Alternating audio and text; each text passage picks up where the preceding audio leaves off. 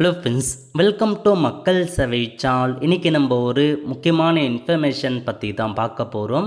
அதாவது gas cylinder இருக்குது பாருங்கள், அதில் புக் செய்வதில் அதிரடியான ஒரு மாற்றத்தை கொண்டு வந்திருக்காங்க.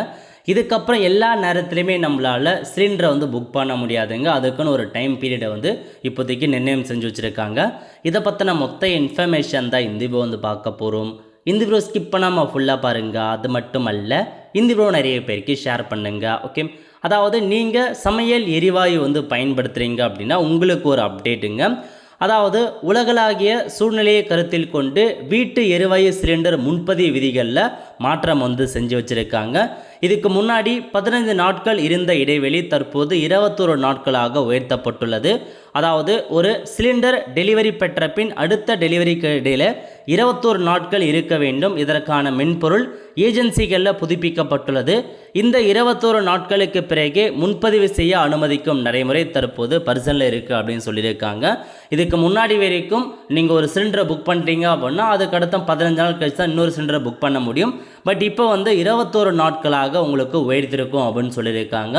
இப்போ நீங்கள் ஒரு சிலிண்டரை புக் பண்ணி வாங்கிட்டீங்க அப்படின்னா அடுத்த சிலிண்டர் 21 நாட்களுக்கு அப்புறம் தான் உங்களால் புக் பண்ண முடியும் அப்படின்ற மாதிரி ஒரு புதிய ரூலை இன்றைக்கி கொண்டு வந்திருக்காங்க மத்திய அரசு சார்பில். ஸோ நோட் பண்ணிக்கோங்க, 21 நாட்களுக்கு அப்புறம் தான் இதுக்கப்புறம் உங்களால் ஒரு சிலிண்டரை வாங்க முடியுங்க.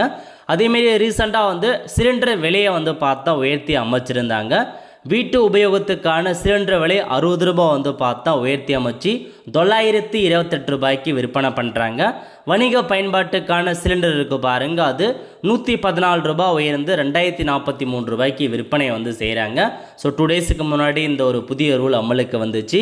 அதேமாரி பாருங்கள், வணிக பயன்பாட்டு சிலிண்டர் இருக்குது பாருங்கள், கமர்ஷியல் சிலிண்டர், அது பார்த்தா தற்காலிகமாக நிறுத்தி வைப்பதாக ஒரு தகவல் கிடச்சிருக்குங்க. ஏன்னா சிலிண்டர் தட்டுப்பாடு இருக்குது, அதன் காரணமாக கமர்ஷியல் சிலிண்டரை தற்காலிகமாக நிறுத்துகிறோம் அப்படின்ற ஒரு தகவலை கொடுத்துருக்காங்க. அது எந்தளவுக்கு உண்மைன்னு தெரிய வரல.